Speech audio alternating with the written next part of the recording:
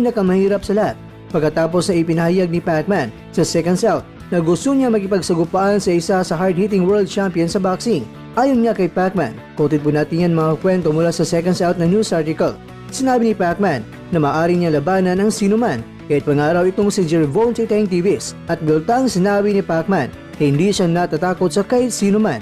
Si Davis ang kasalukuyang World Boxing Association World Lightweight Champion na nag-aaral rin sa Super Featherweight at sa Super Lightweight. Sa kanyang karera sa ngayon, hawak niya ang walang mantsa na record na 30-0 na may hindi kapanipaniwalang 28 yan sa mga tagumpay na yon ay sa pamamagitan ng knockout.